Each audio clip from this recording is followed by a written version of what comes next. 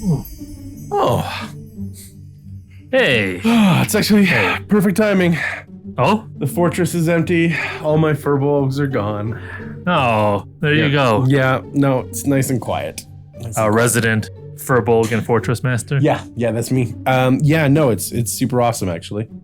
Good. Yeah, I like it when they all go away. There's some peace and quiet in the fortress. Yeah. Just sitting there, no Furbolgs, go away. No whammies, no furbolgs. All right. Oh, there's one. All right. Well, there's one right there. They're watching. They're all watching. They're all watching. Hi, Furbolg. Read exactly what is on this note. Yes. Or be destroyed and replaced. Welcome to Caffeine and Cantrips, the show where we are forced to talk about D&D or else. Bon voyage, mes amis. Part 2. The PCs are gone on vacation. No paladins crushing the fun or bards changing the relationship status of the quest giver to complicate it. It's complicated. And finally, the guard captain can babysit the barbarian all by themselves. We're free for some R&R and a nice shelf of books. But I digress. Now that we have all this time, what do we do with it? Well, in today's episode, we're breaking the routine and we're going the distance solo-ish style, backpacking through Karator, maybe sailing the moon sea. Welcome to our talk about player downtime.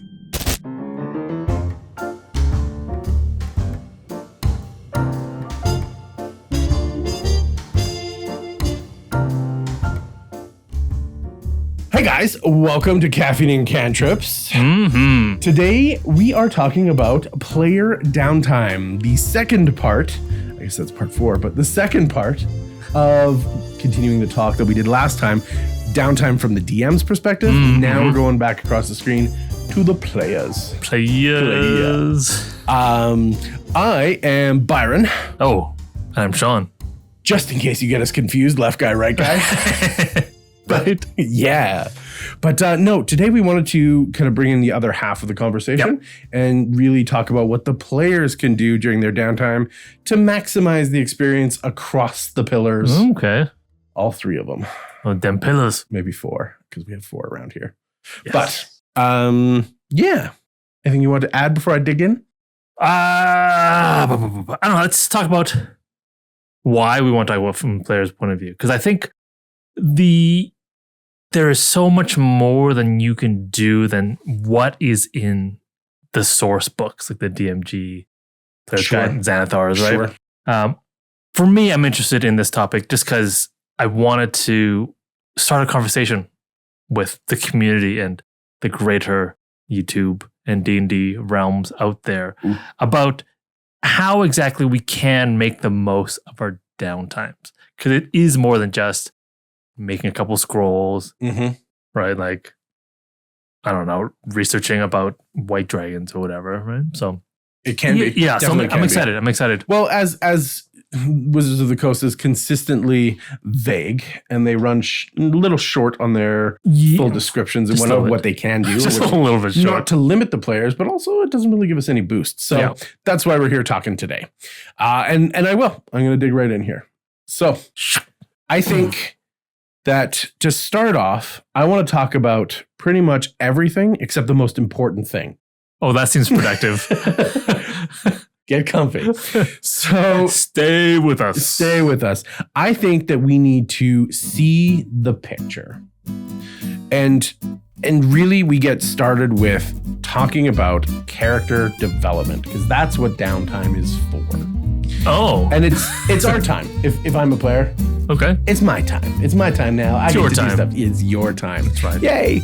And the first thing that we need to do is we need to stop. And we need to, just like for the DMs, we got to go read our books. Okay. Check out the rules. Have a good understanding of what's going on. But what's different than the DM conversation is you need to know your enemy.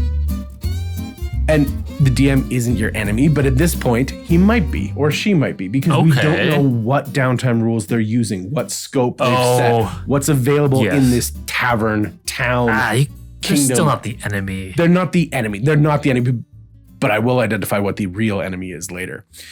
So When we're using our downtime, really what we're trying to do is flesh out our characters' backstories, our characters' personalities, their motivations. This is where we can use those to really flesh out what's happening in the now and moving forward and identify some of that stuff and work on it. That's what I really think. I know you're giving me squirrely face, but that's okay. No, I want to know where this is going. Yeah. And because we're focusing on not combat, not killing, not whatever, like furthering that adventure stuff, which I'm going to call something in a moment. But this is where we can start to confirm those previous things and work on ourselves and focus on building soft power. Okay. So this is soft power is a certain type of influence that you can bring to the table, not by the tip of your sword or spear or the heat of your fireball. This is how you can impact the world around you. And there's no better time to focus on that than in downtime. Right. Yes. Soft power. What is it? It's the opposite of hard power. Well, obviously, maybe not so obviously. No, but it comes from political science, I think, where hard power is influencing the world through military and economic means. Correct. And soft power is through like diplomacy and culture. Right. And that kind of stuff. Yes, not through direct force, but through influence, something you can't see, right? And so there's many different kinds, but I think it kind of boils down to 5 types of soft power out there. Oh. So I'm going to tell you what they are, and then Sean's going to give you an example, because I like including Sean in my chats. Fine. There was no choice given. Let's see how well you do. But fine. Charismatic soft power. It would be a character possessing charm or magnetism, exerting influence on people through persuasion rather than force. Okay, that could be like, let me think about it, like going and convincing the mayor to do something or a favor for your party, right? Through your charm and how, like, making friends with them so he wants to do nice things for you and by extension, your party. Exactly. So that's that persuasion role generally coming into play. Prove me wrong. High charisma characters do this all the time. But when we're doing this out and away from the table, right, if it's downtime stuff, it's really where it can come through. And you can develop that by just that little shine in your eye or smile, right? Next kind of soft power that you can develop is cultural influence. So this is where a character or a group, right? The character organization, we talked about that before, but this is where the character will share their opinions, share their behavior by disseminating ideas, customs, or traditions. Oh. Let me think of it. An example of this would be like trying to promote or trying to convince the culture, change the culture of the place that you're at so that they no longer agree with slavery. So the people and the culture itself says no to slavery because, I don't know, because like, look at this other country, they don't do slavery and they're doing so well. Right. All the good stuff that we get comes from them. We should be more like them. So changing the culture itself. Changing the culture, changing the religion could also be. You could be on a missionary mission. Excellent example. Intellectual persuasion. So this is where the character sways opinions to inspire change through rhetoric and intellect. Intellect. Yeah.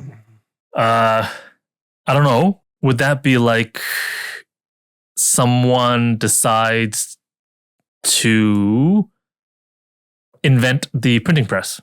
The Gutenberg press. So that now I can start disseminating ideas like en masse. Mass producing scrolls. I don't think it's that simple. I don't think it's that simple either, but you artificers, you figure that out. Well, I'm sure you could. It's a good idea. The next one could be emotional influence. Emotional influence. Empathy or admiration can also be used to garner support and loyalty.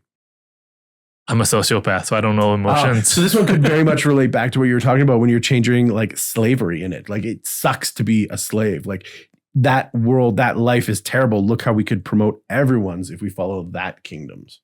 Right? Okay. Same example, but using a different modifier, using a different catalyst to create that change or to gain more people onto your side. Mm-hmm. Could also be that, the dragon just wiped out, our healer and our tank and all that stuff, and we need new people to come save us. Or like whipping up the emotions of the peasants to rise up against the oppressors. Because we feel unfairly treated. Right. Yeah, absolutely. Or like, no, you do feel it, but now everyone feels it. Let's ramp up that emotion to move the peasants to rise up. Which is very related to the last one that I'll cover here is artistic expression.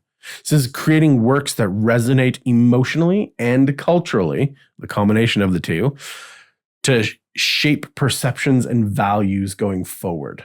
Oh, very bard-like. Like paintings or a song would be great for this. That were they like political songs, like Puff the Magic Dragon, or I didn't know that would. It's the Vietnam War. Puff the Magic Dragon. We're learning today. Yeah, it's very interesting. Yeah, it could be to set the paradigm of how two cultures are going to meet. Oh, these people are terrible. They're horrible. They're ugly. You don't want to meet them. Oh, these people are wonderful. They have good trade, good goods. Right. Oh, let's be nice to them. Like you can either introduce new ideas into the culture through artistic expression or reinforce existing ones. Correct. Right? Like work for the good of the country. Yes. Right? Yeah. We look after the country looks after us. And gaslighting. So it's called propaganda. It is called propaganda. It's also good. But so when we're doing this stuff, I said that I wanted to define this earlier. Propaganda. I think that, it's awesome. I love it. That this is what I'm going to call office work. Right? You go in, you're doing stuff 9 to 5, Monday to Friday, you're getting in there, you're getting the work done, you're developing your soft power through consistent effort. Okay. Whereas adventuring is more like field work. Okay? You're going out, you're actively doing it yourself. If you're running the business, you've set up everything at home and now you need to go find sales. You need to go find more resources. You need to go find whatever it is. So I feel like there's an office work and there's a field work portion. I feel like in terms of D&D, your office work is like your downtime stuff, right? Where you do the horizontal power. And your field work is when you're raising your hard power as opposed to your soft power. Like you're getting levels, you're getting magical items. Right, you're getting out there, you're pounding the pavement, you're turning over stones yourself. Well, you're manifesting change through military means. Yes. Right? Martial-esque means, yeah. So now that we understand the difference really in what soft power can be and what hard power can be and when they're useful between office and field work, right?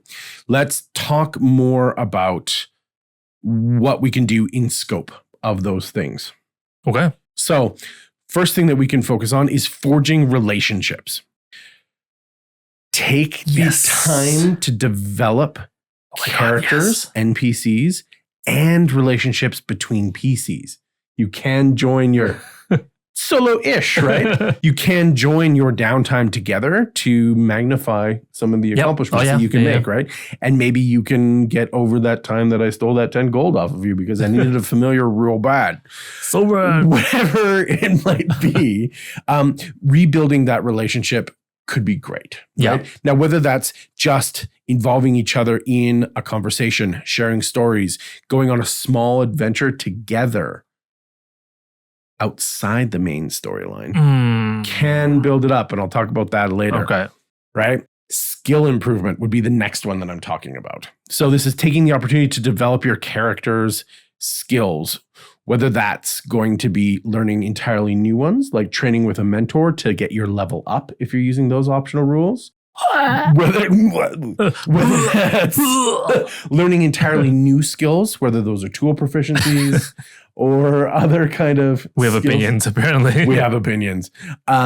Things like that, or even learning new spells, creating new spells, gaining knowledge, right? Skill improvement is another big one that we can do off camera or off table. Crafting and gathering. Nobody wants to sit and just roll survival checks for an entire session to find... No. You don't find that fun? I mean, I really want those mushrooms, but... like hours of skill checks? Yeah. It's so fun. No. best spent for kind of deep probing, not just like, what can I find quickly while we're camping or while we're whatever. When we're going out for a specific reagent or a specific component that we're trying to craft or make something, right? Crafting and gathering are great to do in your downtime. Even if you're only doing parts of a bigger project that your character needs to focus on, they've got that time to focus on that. Okay. And last but definitely not least, I think exploration and research. So using the time to develop your character's knowledge of the game world, uncovering secrets, gathering information that can be useful. All of these things are going to be really, really good for your story development or for preparing on the next leg of the journey. Right. It's good for that little metagamer in you. Like, I know you need to burn trolls. Now I need to make sure my character knows that you need to burn trolls with fire. It could also be that I want to go and A, build relationships with the local captains because B, I need the access to their charts so we know how to sail from A to B. Yeah, for sure. So I'm going to build relationships and I'm going to learn how to direct the boat that we're going on. So we're going to arrive safely. We're not going to hit those storms. We're not going to do this. We're not going to do that, right? It can be very useful to allow that kind of thing to happen. Yep. Even if it's short amount of time, you can accomplish a lot of great things by learning more about the world. So that's experts, that's libraries, that's dealing with NPCs. Yeah. Great. Go in there, use it. So if you know, you know. Well, now you know. Great. But here it comes. Everything I just said really isn't in order of how you need to do it. You have to do it in that order, okay? You want to explore? No, you need to forge some relationships first, and then improve your skill, and then craft and gather. Now you can talk to the captain and start that map. Yeah. But not in order. But not in that order. No. Everything I said was not in order and not compulsory, by the way. And I also want to say that downtime is a very special moment in the game where all the... I'm going to share it with you. All the interactions change. And in this new system, there's a whole new set of optimizations that you can deal with. Oh, yes. Right? So how do we optimize? We love it. As players, right? The Caffeine&Cantrips way. We need to focus on our goals, our resources, our assets, and our plans. And that is in order. Okay. Goals, resources, assets, plans. And assets and resources are very different because they're going to change depending on your goal. Okay. So, for instance, if you want to make a magical item, how much gold you have may or may not be useful if you already have all the ingredients. If you don't need to buy more ingredients or you don't need to buy forge time or magic research time or whatever, then the gold isn't an asset for your gold isn't an asset for your goal. Right? Okay. Right. It's a resource for sure that you have, but it's not an asset that you're going to use against that. Right. Right? You want to build a log cabin. If you don't have logs, well, that's a lack of resource and assets, right? But if you have a lumber mill, great. That's an asset towards you. Okay. Right? Okay. So just having stuff doesn't necessarily help. Yep. Depending on what your goal is for you. Your character, at least. So I know I want a lumber mill like in real life. Yeah. Don't we all? Don't we all? I want to be a lumberjack a little bit. You're a lumberjack and you're okay. So the what and the why... It's a funny song if you follow it through. So the what and the why become the most important parts of this, right? Yep. We can deal with the three other W's, the where, the when, the who, sure. But what and why become the most important. At this point, yes. Right? Because on top of everything that you're going to do, the goals are like the wrapper on this gift that are going to hold the whole thing together. They are the scope, like I was talking about, right? Goals become your destination. Yes. Goals become your direction, and goals, like I said, set your scope and your hope. Or you could call it your ask. I just like to rhyme. So hope sounds nicer. Hope, yes, your scope and hope, right? This is what we're going to be using all of that stuff that we collected, all of those things that we've done to push us towards where we want to be. So to figure that out. We have to figure that out. And I think, yeah, obviously we want to set our goal after downtime. After downtime, like, man, I hit my goal every time. It's like every procrastinator everywhere, right? Just like, I want to do it all on the last day. Can I do that, DM? So You can certainly try. You can certainly try. So going back and assessing what you have, what could be useful towards your goals, and then planning. I know that's very concrete of me, like very straight line. If you want to optimize and maximize your downtime, it's a good way of doing it. Right. Now, I put plans last because, as we talked about before, there's so many things you can do to develop soft power, to work towards those individual things that you want. And I'll talk more about that later. But plans come last because you need to know where it is that you kind of want to go. Right. Even if the goal is to explore that direction. Right. And you need to know what you have so that you can figure out how to plan. Right. What you have, what is useful, how do I use it? Right. That reinforces the goal. Okay. If you don't know where you're going in any way, shape, or form, it becomes very difficult to have any sort of guide or lead as we're doing this, right? So just remember, as we're going through this stuff, that while players are normally the spotlight in the game, because they kind of have to be, the story's following you, right? This moment in time, this downtime, expertly lets you take the story down to your individual moment or series of moments. And every player gets to have these, right? As they're planning out their own downtimes. This is for you, by you. Right.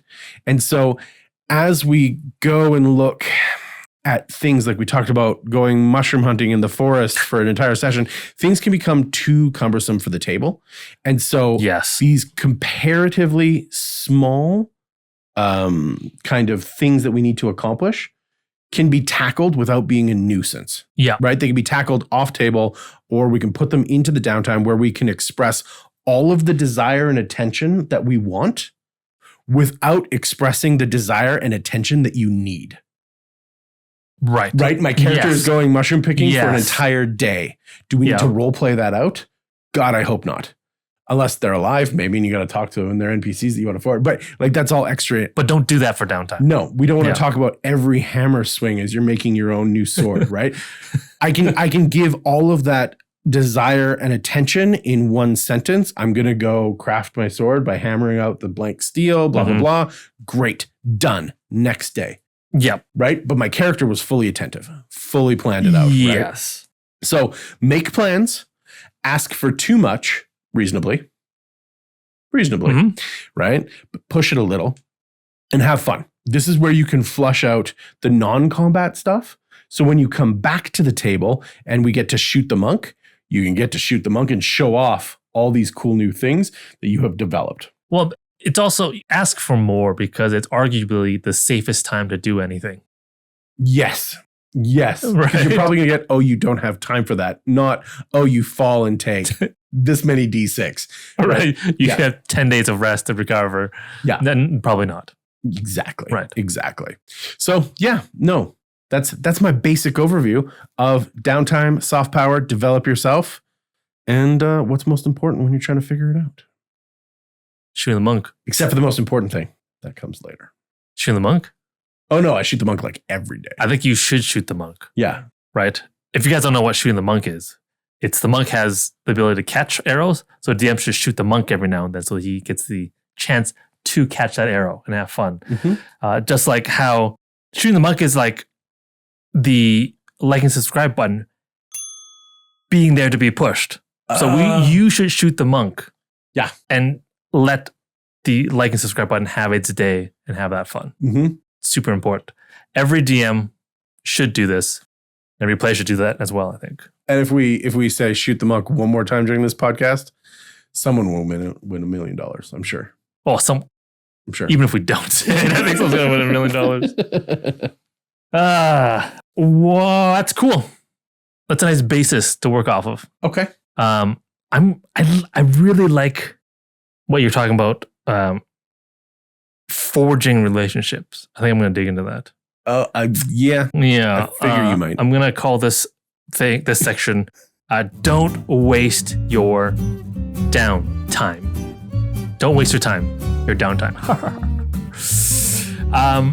You need to focus your downtime on things that aren't easily done mid-adventure. Okay? If you want to, again, maximize or optimize your downtime, because we all love to maximize and optimize, to some extent. Not required, but definitely Right. useful. If you want to, you can just relax for 10 days. That's fine. Yeah. But don't spend your downtime doing things that you can do while you adventuring, right? Because you're going to be doing that anyways, right? So, why though? Okay, because by rules as written, downtime isn't free. Generally, no. You are paying every day for your downtime, even if you don't do anything useful, right? Unless you're a wretch or spend all your time subsisting in the wild. Then you don't have to spend anything, right? You have that lifestyle cost every day that ticks down, right? Yeah. So you've like a month of downtime, great. But do I have the money to support myself for a month? So every time, doesn't matter what you do, you're going to be spending money. So you should spend that time as productively as possible, right? And this gold cost is on top of the opportunity cost for the things that you could be doing instead of what you're doing for your downtime. Right. Right? Like if you just go fishing for 10 days, right? Fishing in the wild. You could. Wild. Right? You could have been learning how to sneak, right? But instead you just fished, right? There is a at our marked table, degree of usefulness you there. can learn those, but normally you can't. I know. Oh, okay. I know. Nice. Sorry. If you can't do it at your table, sucks to be you. Sneaky. So as a general rule, I would say, unless you don't have to. Again, as a general rule, unless you don't have to. Unless you don't have to. If you have to, do it. Right? Don't just go and practice for a profession, like as it says in the books, or carouse, commit crimes, gamble, pit fight. I would even say, you know who you are. Scribe spell scrolls, meh. Brew potions, weak.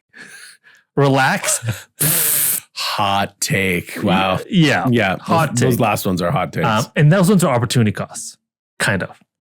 I'll get into this. Stay with me. Yeah, we're talking about relationships. This is going to make sense. Okay. I've got a relationship with my scrolls. So unless you have a roleplay reason to do this stuff or what you want to do, then whatever, anything goes, right? Roleplay, story reasons, character development, go do that, right? But now that you know what not to do, you might be asking, great, Sean, what should I do then? Tell me what I should be doing with my downtime. I want you to think wider and longer term than just brewing a couple potions.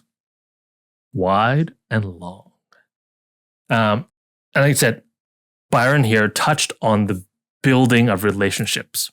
I want to sit on that, right? And yes, you want to do that. But if you really want to optimize your 5e D&D experience, I really think that this is an untapped superpower that everyone ignores. Oh. This is like the thing to do. Okay. During your downtime. Okay. Right? It's a big claim. Yeah, I'm going to dig into it and try to convince you that relationship building is such a superpower.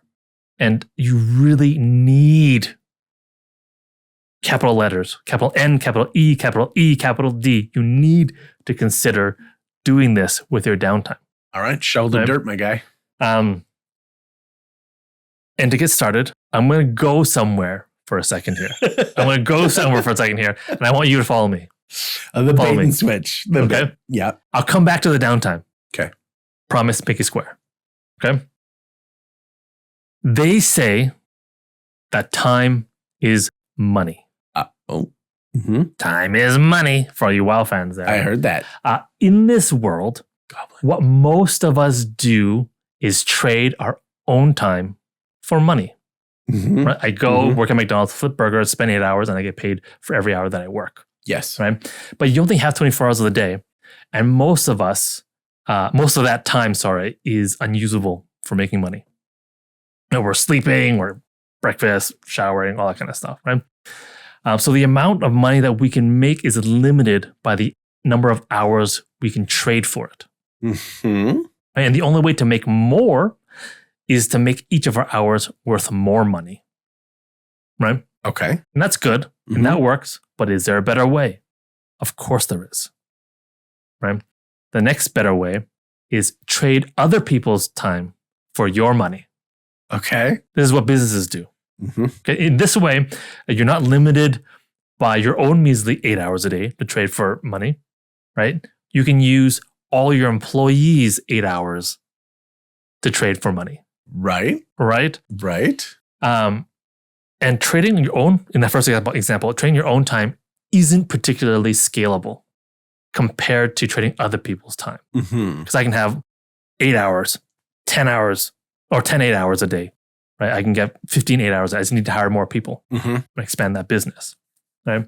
And there's another level above this, which is trading money for money. But I think it's out of the scope of when we're talking about downtime activities. Right. Okay. Yes. Remember downtime? I'm getting back to that now, right? Everything we do in D&D and in the real world to a certain extent is held hostage by this action economy.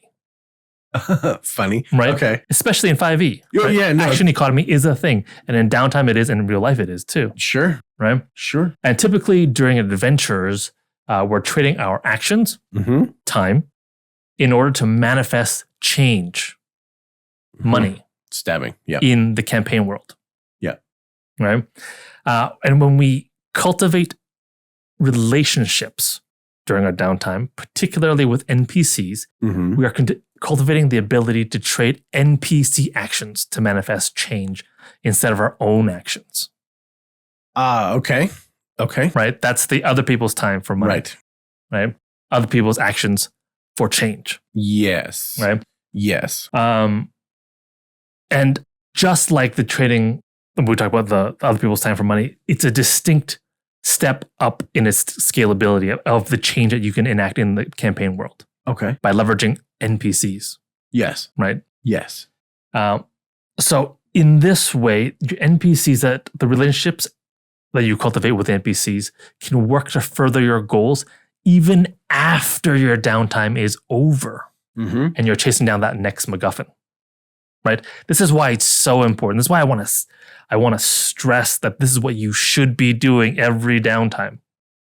Right? But what does that look like then in a concrete sense? Right? The DMG says you can run a business during your downtime. Yeah. Right? You have 15 days of downtime. You can run your business for 15 days and then gain however much gold. But that's still trading your time for money. Right? But with the right NPC connection, you can keep that business running after your downtime is done because NPC is running it now. Right? And it's scalable. Now, even when I'm sort of chasing down that lich, I'm still making money, right? Right? Because my NPC is working for me. I don't need your phylactery. I can buy my own. Right? Like, oh, you put me in a time prison for 5 years? Oh, I come out real rich now, right? Or maybe there's complications, but if nothing goes wrong, right? Because my NPC's been working my business the whole time. Oh, there's complications. Of course there is. Are we DMs or are we DMs? You need to get some research done. Your librarian friend, NPC, can do it for you, even as you're trying to sneak poison into that bandit camp food pot. Because we all do that at least once a campaign, right? Never. Right? So yeah, you want to do research? Don't do your own research. I made the record. Make a connection, develop that relationship, get the NPC to do it for you. Yes. Right? Yeah. And I think most, not all, but most of the downtime activities listed in the books can be done by an NPC in your stead. No, I think all can, technically. Some aren't really like, I'm not going to get into it, but yes. Yeah. Almost all can. I'm going to say it. Well, to say that there is, I believe it is in the DMG when they talk about hiring labor, right? You can get cheap labor for cheap and you can get experts. So you hire an expert for exactly what it is that you're doing. It's just going to cost you like 5 gold a day. Right. Right. So it's totally doable.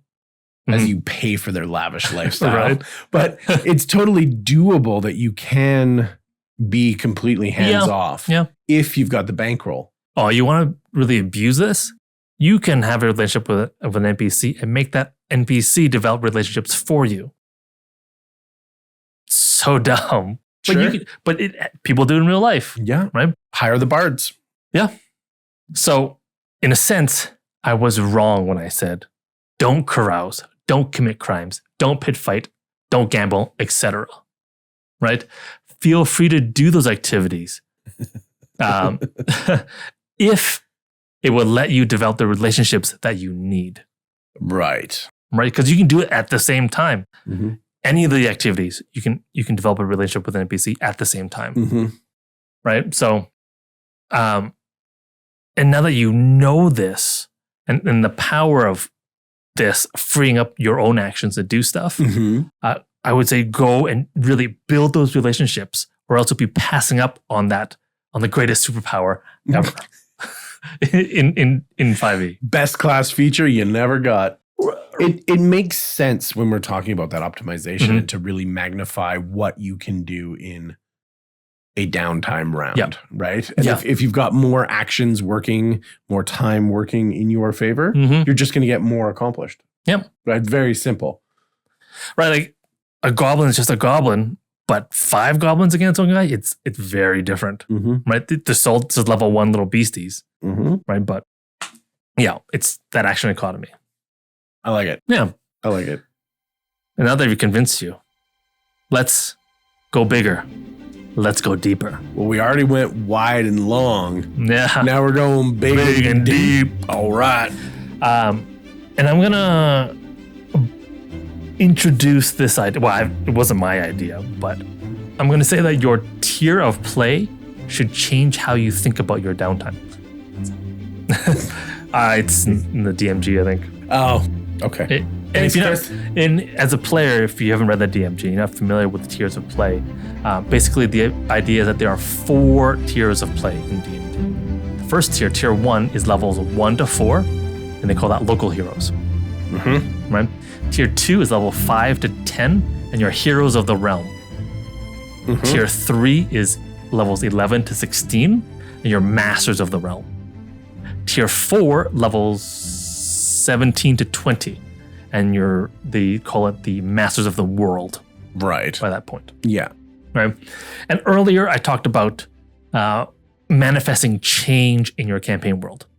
Right. And that's really the essence of D&D. That's everything. Right?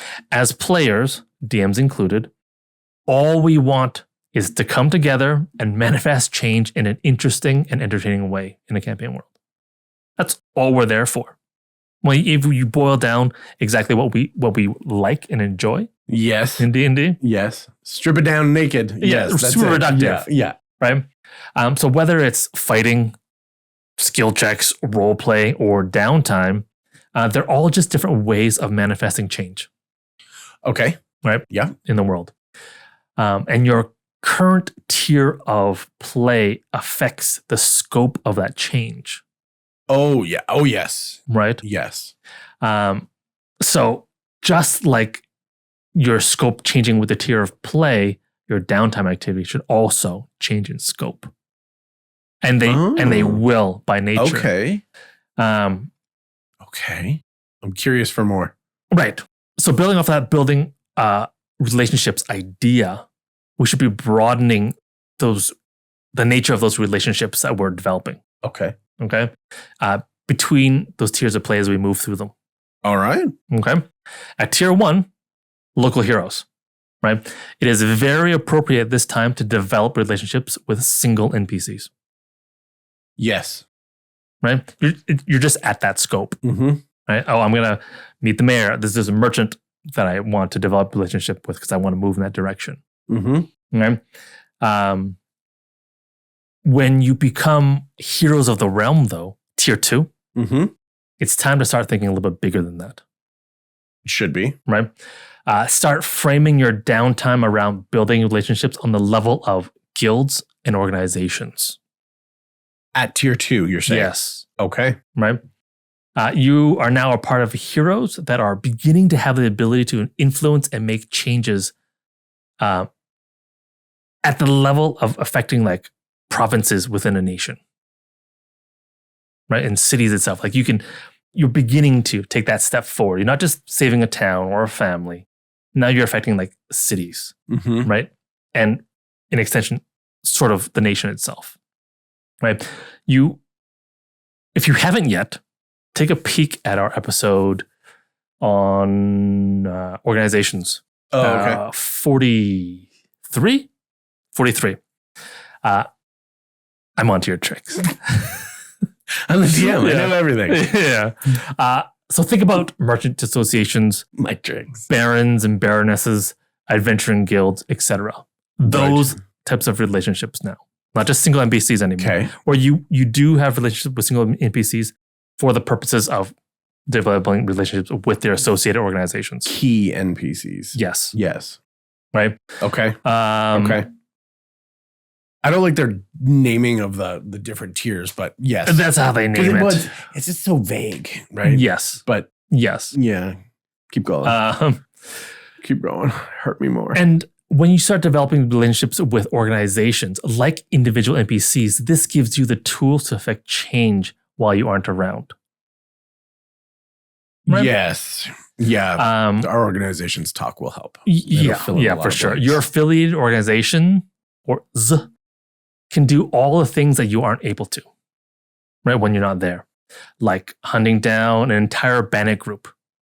It would take me forever to hunt down every single group because it's a huge network of them across the country, right? So now I can have this organization do it for me, right?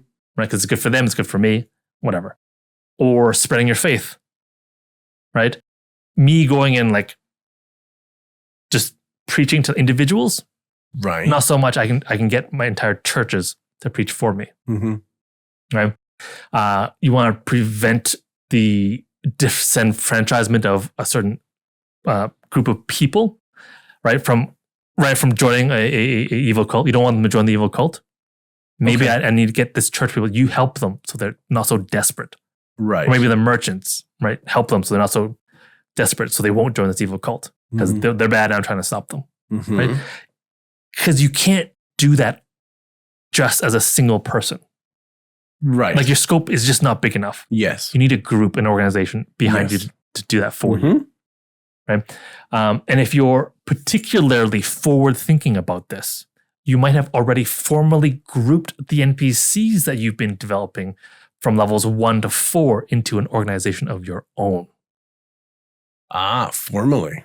Yes. Formally. We made a contract. Yes. All right. We've applied for that organizational status with the government. Nice. And just like how a person deals with another person, organizations tend to deal with other organizations. So if you have one of your own, you have just that much more leverage to influence on that level. Okay. You don't have to, but yeah. Right. Well, that's that reaching that critical mass point that we talked about before, right? More people that identify with your morality or your goals or your destination and whatnot, right? Can change the allegiance of a town, change the allegiance of a kingdom, change the mind of some key NPC or a bunch of not key NPCs. Right. I have a bunch of bards that go and they sing these specific songs to pass on this specific message, right? Yeah. Nickelback again. Never made it as a wise man. Every tavern. And if the other players at your table have been doing this too, your party now has multiple organizational level tools to work with. Right? And now you've got a real influence now that matches the tier of play that you're on. Right? Okay. This is when things get real. Tier 3. Tier 3 is when it gets... Yes. Masters of the Realm. Where most games end. At this point, kings, queens, emperors, empresses, and dragons are starting to pay attention to your movements. They've heard of you at this point. And you're now sort of firmly on the stage of national politics. Okay. And what you do now affects domestic policies and that national balance of power. Sure. Within there. Yeah. Right? Because you've got so much power now. Even if you have no organizations behind you, just your hard power gives you that much influence. Right? Because I'm not even going to make a pun. So hard. And now your influence doesn't even end at the national borders. Other countries may have started to hear about you. Yes. Right? Because you're so important in your country. Yeah. Right? At this point, martial characters may have their own private army if you're developing these organizations. Right? Sure. Maybe. I mean, this is they don't just give them away like in second act. As examples. Yeah, second. Yeah. But if you build a stronghold. Yes. Right? That's a martial. Yeah. Charismatic characters could be affecting the culture, right? And the national ideologies within the country. If you're doing economic activities, you're probably able to affect and maybe even dictate economic policy. Right? When Apple says, we're going to do this, the government kind of listens, right? They pay attention. Sure, yeah. Your magic types probably they might control the entire institutes that just pump out magic scrolls and potions for you. Oh, that kind of magic type. I was like, the different schools of magic. No, you're just saying a magic user. Or yeah, okay, wizards. Okay. Can start pumping out scrolls. Yes. Right. Sure. So that's tier 3. That's tier 3. At the highest tier, 4, when you're the masters of the entire world. You have the power. Yeah. Your downtime activities can, and I would say should, be something that all countries are paying very close attention to. They're carousing? Oh, God. Man the battlements. Right. Like, what are they doing carousing there? Yeah. Who are they carousing with? Yeah. Who are they not carousing with? Right. Yeah. And whether you wanted to or not, you're now firmly entrenched and entwined in international politics. Yes. Whether you want to or not. Yes. Right? And your downtime activity should reflect this. It's my argument. Right? What are you doing? Creating stock DMG magic items. Why are you doing that? Are you still personally committing your own crimes at this point? Are you still carousing? Right? Who's going to stop me? Like, you can. Yeah. For sure you can. Right. You can do just about anything you want to at this point. You're level 17 to 20. Yeah. Right? Yeah. But there's going to be international consequences to even the most seemingly innocuous actions. Potentially. Right? Think about how we hang on to like everything our politicians do and say, or our billionaires. What do they say? What didn't they say? Right? About this thing that's totally unrelated to their industry. Right. Right? Right. They condemned this. Oh, they didn't condemn that. Yeah. Right? Like it changes the course of countries. Yeah. Okay. Right? You're not wrong. Right. So this is all to say that how you think about your downtime activity should reflect the context of your character in the world that you're in. Okay. Right? What is appropriate at levels 1 to 4 may not be when you hit level 15. Or, right? Or even if you start at level 15. Mm-hmm. Right? Just skip all that level 1 to 4 stuff. Jump right into the level 15 stuff. Or this level 15 way of thinking. Right. Okay. Right? Okay. This, of course, all depends on your game. Yeah. Right? And more specifically, your DM. Mm-hmm. Right? Because really, I think maybe some DMs don't even play with that concept of tiered play in their games. Mm-hmm. But if they don't, you can still sort of push this agenda, this player agenda, because it does make sense. But I do want to stress that it is important to work with your DM when doing this kind of stuff, I think. Because if your DM doesn't care or isn't nuanced in the way that he thinks about international politics as to how it's affected by what the player party does, mm-hmm. then all this stuff may be wasted in that game, right? If the DM just doesn't care about that kind of stuff, it's just, nope, you're at this tier and you're just fighting that tier monsters, and that's it. Right. So, yeah. Well, they should be though. They should be aware. They should right? be. The system is developed. DM brain coming out. Sorry. The system is developed so that the characters have, like you said, in the 4 tiers, kind of an equivalency of power or an influence, natural influence, and kind of breadth of that as they go. And I mean, I call them differently because I use mine as kind of endpoints. At each, I do every 5 levels, right? The first one, local heroes. Sure, great, awesome. The next one, you're going up to kingdom power or country power. Country power! You will end that tier at around level 10.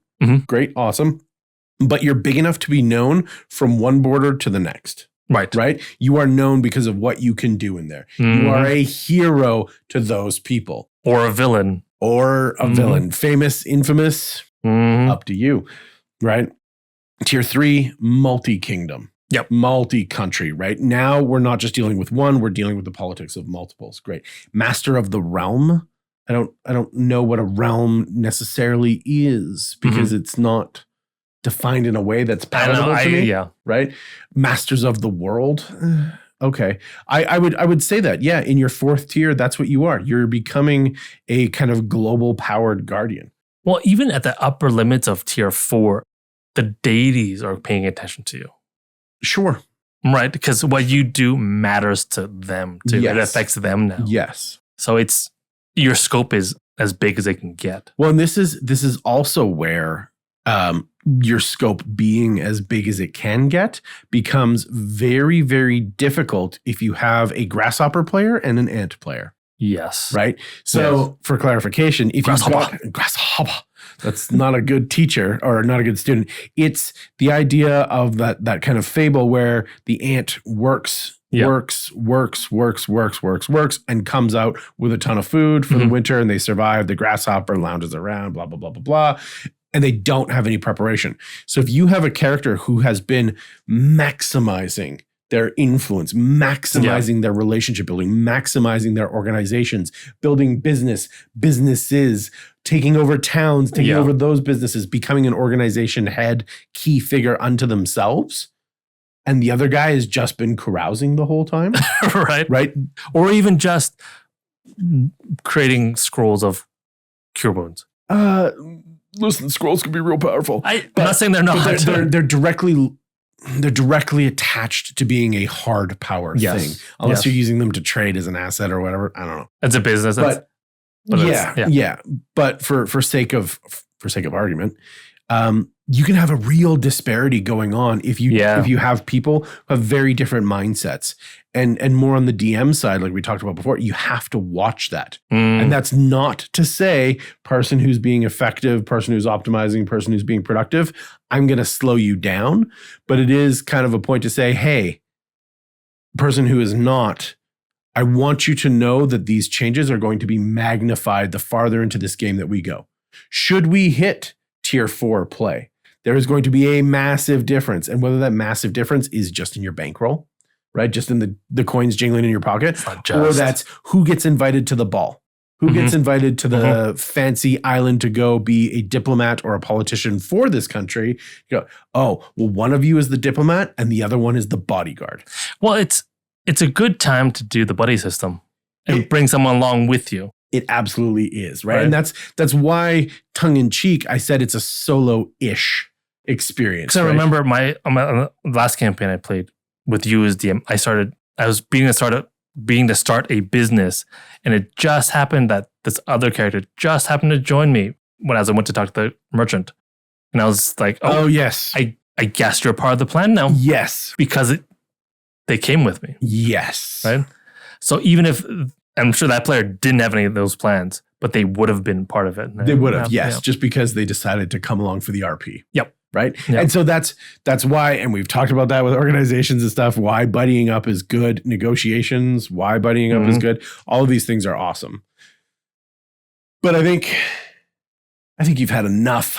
I'm cutting you off there because these people need a break. They just stop talking about real world actions and money and economies and stuff. They're tired of my mispronunciation in my thick Chinese accent. Just take a moment, relax, take some downtime for yourself. And while you're doing something, the most relaxing thing I think you can do is turning that like button, coloring it in with your click. Well, there you go. There you go. Jump on top of that. Hopefully we've earned your like. You're subscribed by now. If we haven't, we're going to get into more stuff. Talk about productive downtime activities. Yeah, we're not even going to click it for you. We're going to let you click it. It's infinitely more scalable that way. It's infinitely more scalable. I got a good clicking finger, but it's not that good. So do hit that like, subscribe, join us on podcasting platforms, Apple Music, Spotify, all the fun places.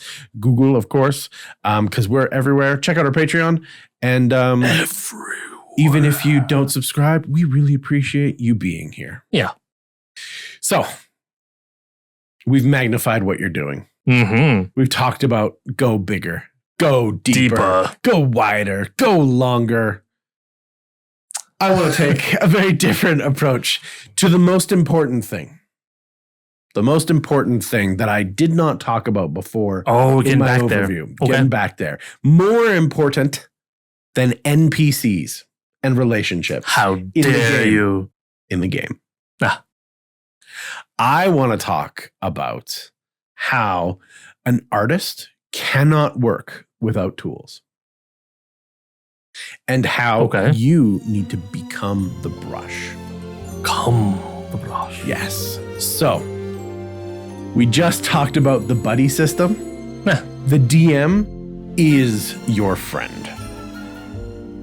And if they're not, if they're not, we need to work on that. And that's a really big thing. But the DM should be your friend. They should not be against you. Especially when you're taking calligraphy courses as a fighter, right? Like, the DM should be your biggest soft power at the table. Absolutely should be. Yeah. And that's why it's more powerful. They, whoever's hiding behind that mask and that screen, right?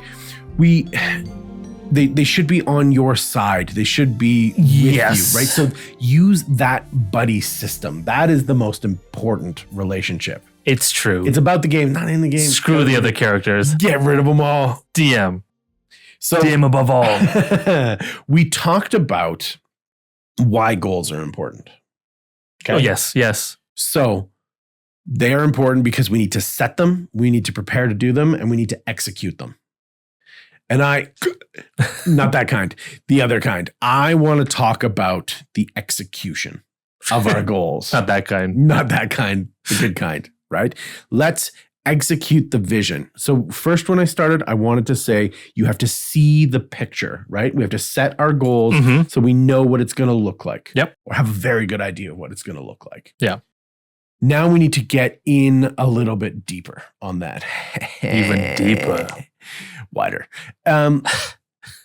Just like a good game session, we need descriptions. We need meat on the bone when we're setting our goals, because this is a communication between you and your DM. Yep. This is where two friends are working together to create something more, right? So we need the understanding and comprehension to happen.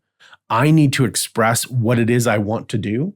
I want to go carousing. I want to go build a business. I want to go, okay, great.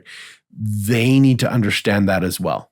Because if they don't, then they can't see your vision, or you both can't see the vision come to pass. Right. They need to know the what and the why and all that kind of stuff. They need to know the what and the why. Yeah. And you can give them the what and withhold the why. What? But it's on shaky ground. To be perfectly honest, it's on shaky ground if you don't give them both. It makes for a better experience. Why? Because that's good communication. That's the second thing that we need good descriptions for. Good communication. And remember that this is a skill.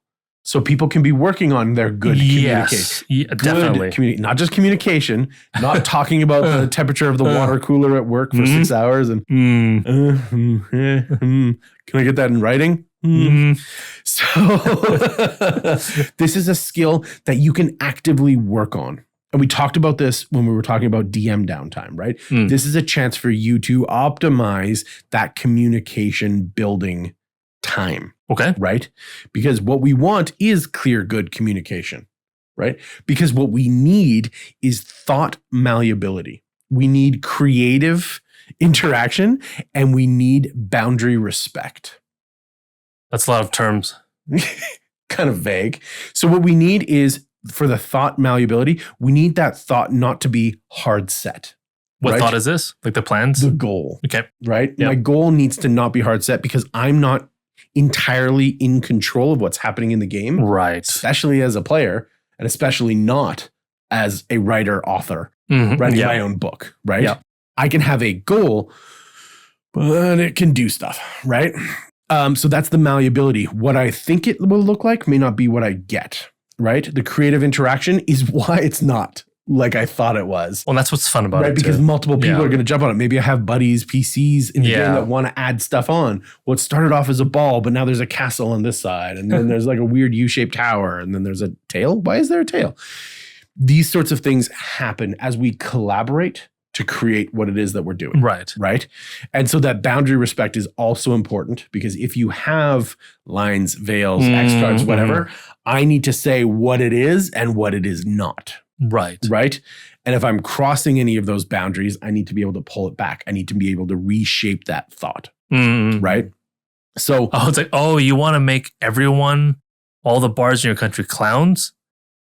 No. There's a boundary over there. We had a whole session about this. We said ultra clowns. Well, how about no more than 2 clowns? How about stand-up comedians? Yes. That work? Oh yeah, okay. In a forest, right? So a goal, like I said before, is the good bow to wrap up the delivery of this good communication, right? Yeah. It sets the future intentions. It marks the first point to be negotiated or moved. Right? Yep. This is the ask. Like I said before, this is my hope that it's going to turn out like this. Is me asking for too much, knowing you're going to snip some pieces off the edge to bring it back into line with everybody else. Great. It's like negotiating salary. Ask for more than you think you should. Just tell them you have more time. So going from that, setting those intentions, creating that kind of first anchor point that's going to be adjusted, right? This goal, when properly communicated, really does set what type of interaction is going to be needed during the downtime in order to make that accomplished. So I want to go get drunk with all my buddies. Great. Carousing is the correct option for that. I want to build a business. Okay, how do you want to do that? You could go pit fighting to show off the new swords that you're going to create in the blacksmith to show how awesome they are. You could go start rumors about the competition and knock them out so that you can fill in that gap, right? There are many ways. I could carouse with the right group of people. Sure, and make them all end up in my blacksmith shop and buy swords. Nice. Whatever it might be, we can talk about what actions need to happen during downtime in order to fulfill that desire, to fulfill that goal. And that then becomes the conversation going in between.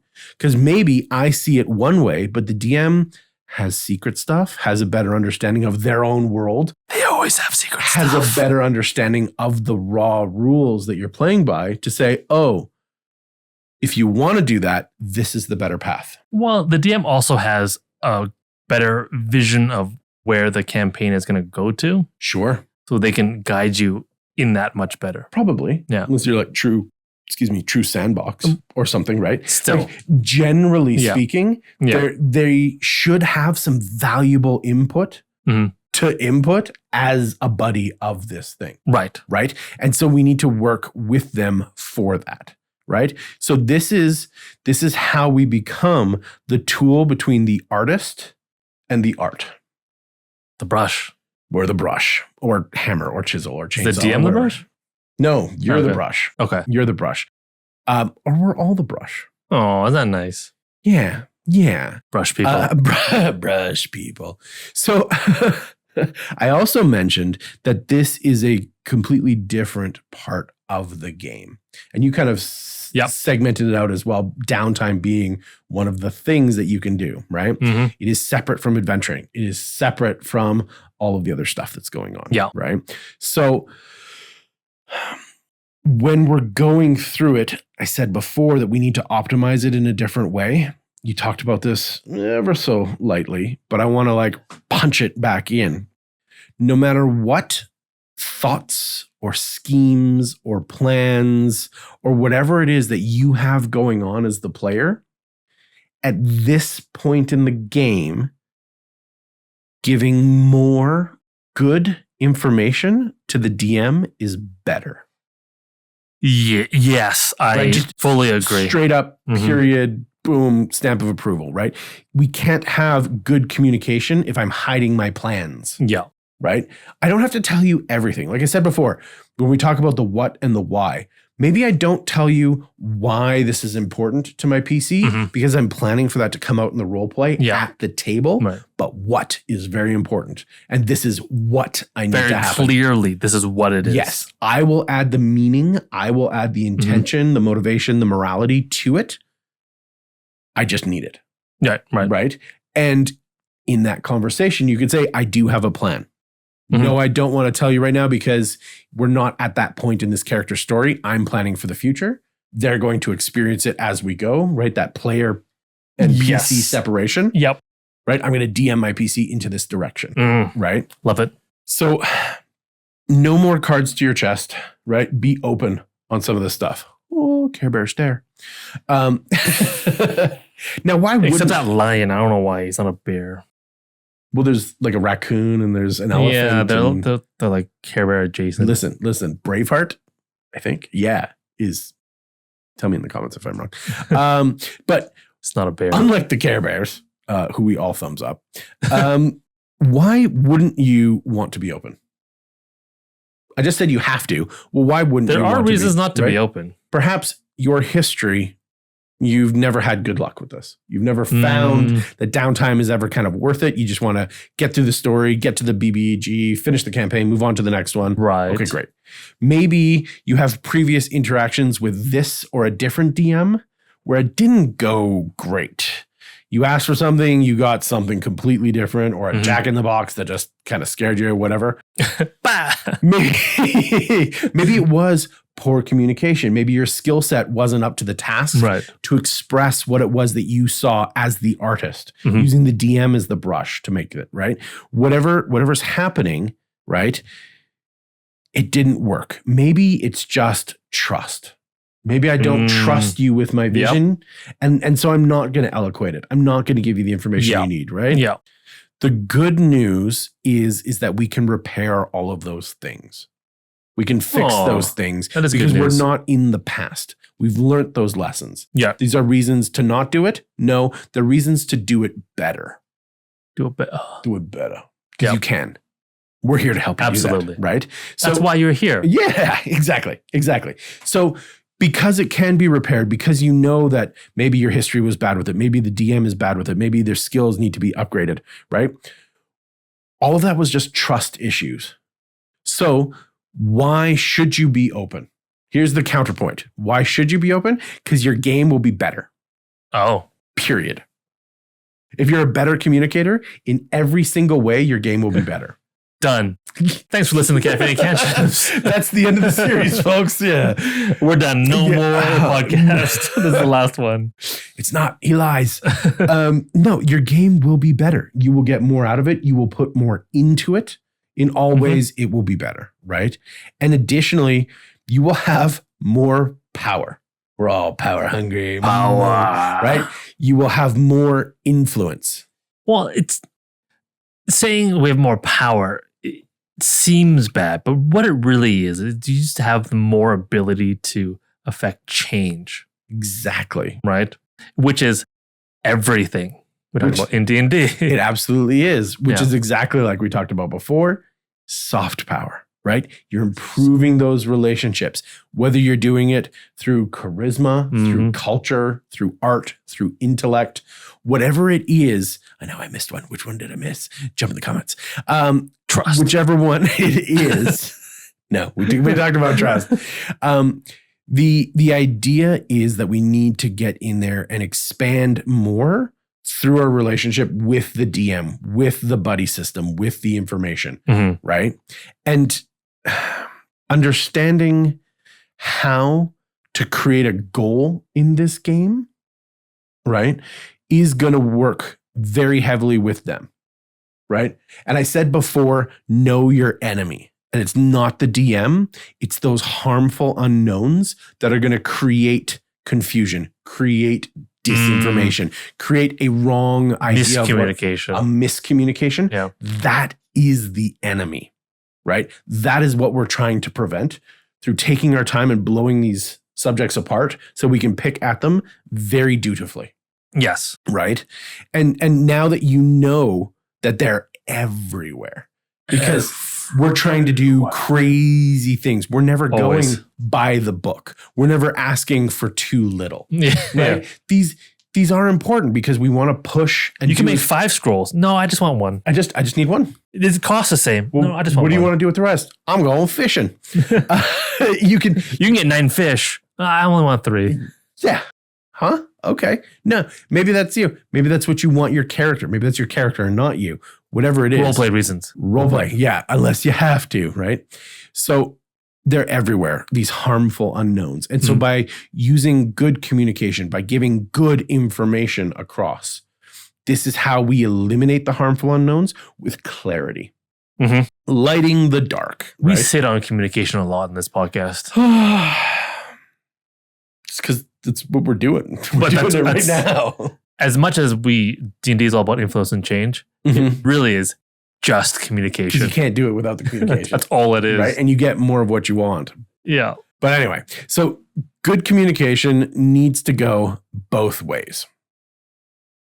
So I said last time, careful, we're going to have to blur that. For you in Radioland, no problem. Keep listening.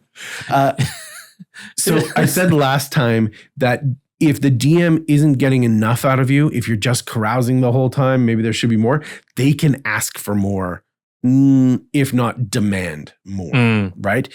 That good communication can go both ways. Hey, DM, can you just give me a snippet of what's going on? Because I've given you 37 pages. And I know it's a lot, but I want to confirm that you see what I'm seeing. Right. Right? Can you give me some communication back so I can see if we're on the right page? Because I don't want to show up in a week, 2 weeks, tomorrow, whatever it is, and have all of my hopes and dreams dashed. I know you want to build a business, but that didn't work. And all you did is carouse the whole time. Yes. What? Oh, but that's not what Oh, okay. Oh, right. Honesty is going to be the best policy. Yep. Hey, I'm just checking in to see how we're doing. Is there any questions that you have? Anything I left out? Did you have a better way or a better thought process of how I could accomplish my goal? Whatever it is, you can demand that communication back and say, hey, I don't feel like we're talking about this enough because these are really complicated, or this is a really tight-knit plan that I've put in. I've maximized every second. I'm an elf, and so I have 4-hour downtime instead, and so I've added an extra 4 hours. Is that okay if I put an extra half day of work in every single day? Whatever it is, you need to know, and they need to know that you're on the same page, right? So make sure you have the right info to do what you want. Right? To do the creating, to do the adjusting, to do the compromising, right? All of this is a part of making your final decision, right? So know what is in and what is out of the scope, and what is acceptable and what is not acceptable. Right. All of that should be communicated before you make a final decision. So I think it's 4 phases. You got 4 tiers. I got 4 phases. Set phases on 1. Set phase to 1. Not so phasey. This is self-collaboration and initial decisions. Self-collaboration. This is me taking the time to decide what we, me and the character, want. Oh, yeah, okay. This is me DMing you, or me having a conversation with myself, or me working on the whiteboard. This is me creating my intention and what I want to do with that, and making that initial decision. I want to write 3.5 scrolls. Yes. That's my intention. Yeah. Okay, great. Phase number 2. Really long scrolls. Set phasers 2, slightly under average. This is DM collaboration and negotiation start. This is where I give my intentions, my goals to the DM, back that up with my assets, back that up with my plan. Do this kind of stuff. Back that asset up. Back that asset up. You quote me on that. Sean. Yeah, totally lost my train. That was 2. Phase 3, after you've started that collaboration with the DM, you brought the buddy system into effect, right? Now we're talking about exploring and compromising, right? Yes. Oh, you can't kill 300 Tarrasques in a week. There's only one in my world. I don't care if you could, right. if you figured out how to Aarakocra that with a bow for whatever. No, there's one and it's not out. So that's not acceptable.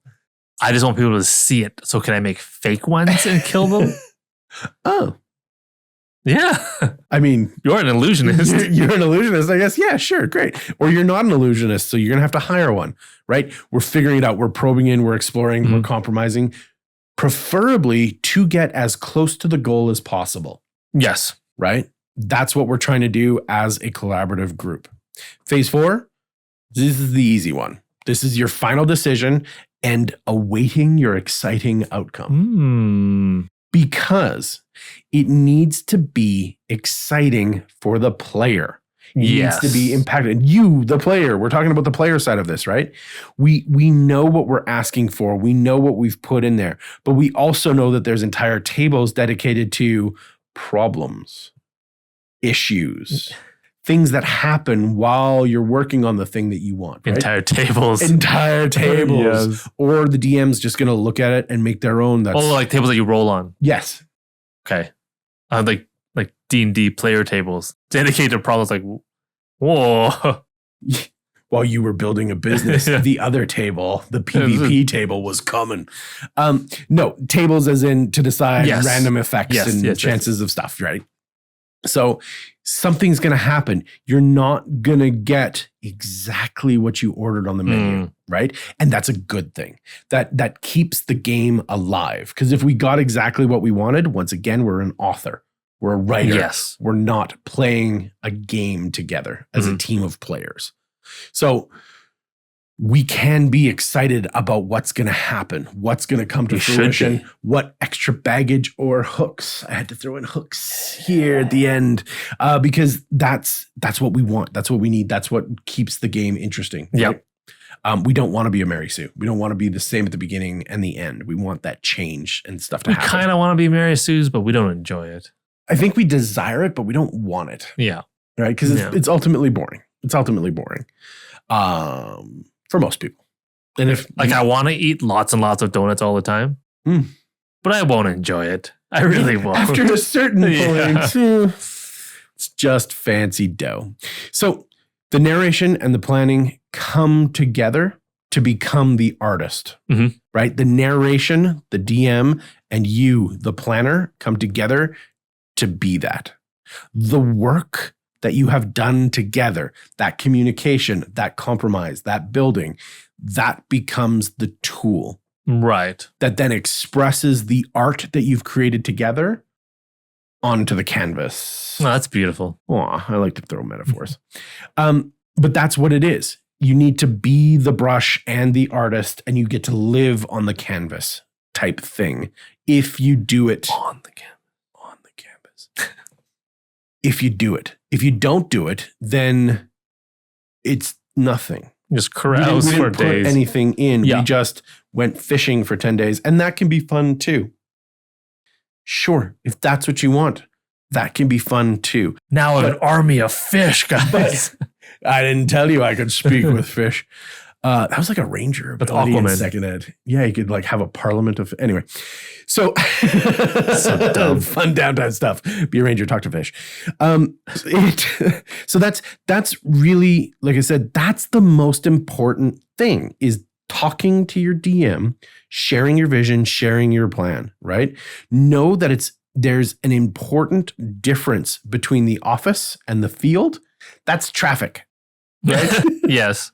We can't avoid the traffic, the clutter, the chaos, right? But using a system or a guide can make that transition easier. Yeah. Right? If self-driving cars or self-telling masterpiece stories were easy, Self-telling.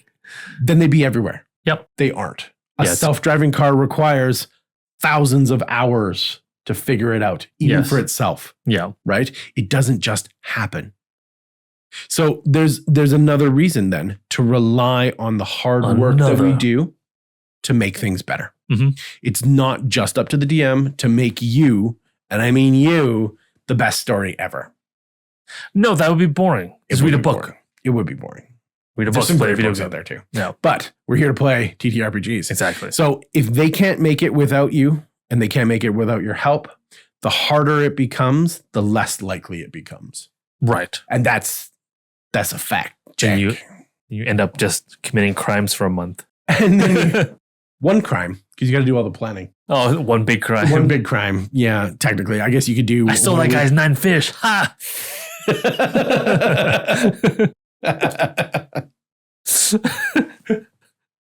Wow, crime of the century. Someone is devastated. That's the fish queen you just stole, dude. Wow, that's crazy. Talk about forging relationships. I freed you guys. I freed you. Burn it all, they say. Burn it Masters all. of the world. Masters of the world. Now there's an uprising of sea creatures. I own that pond. Stock it up. That's I think where I think we'll leave it. I'm gonna put the end of that goal bow on there. Yeah. Right? That's what I think we need to do. We need to just have a good idea and execute it. No, and we talked a lot of sort of high level ideas without going into too much of the nitty gritty. Because I think the books already have. Yeah, I mean, those specific things that we could talk for an hour on doing a crime. Right. Sure. What the best business is set up. But that's not as effective, I think. You guys can figure that out. You know what makes you excited. And talk to your DM if crime's allowed. Yeah. They're going to say no. It depends. Take their wallet. Depends. Right? Oh, sure. Crime of the heart. I'm just going to break all the hearts of all the nobles. Yeah. But yeah, you guys know what's exciting for you. I just hope that what we talked about helps you sort of think deeper into what sort of things sort of make you excited and sort of expand the scope of your excitement. Mm-hmm. Right? Mm-hmm. Like, because whereas before I was excited about these 2 scrolls that I can build, but maybe now I can be excited about this wizard that I met and befriended. Mm-hmm. Right? So, yeah. Mm-hmm. I just hope that your guys' downtime, you guys can make it better for yourselves. Yes. Yeah. Yes. And then everyone gets a better game. Yeah. Yeah. So, like it. Wonderful. It was a great talk, guys. Thanks for coming, guys. Yeah, thanks for joining us. And hopefully we didn't get destroyed too many times. I don't know why it's this voice, but you did it. I'm just yes-ending. This has been Caffeine and Cantrips. I was Byron. And I'm Sean. And we will catch you next time. Or else.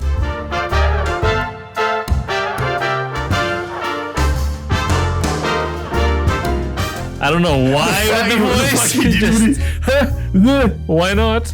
I'm just gonna do a squeaky voice. Hello, I'm in this register now. Would you like to come along? Hey, let's forge some relations. One of us has to be Mrs. Piggy. It's a weird combo.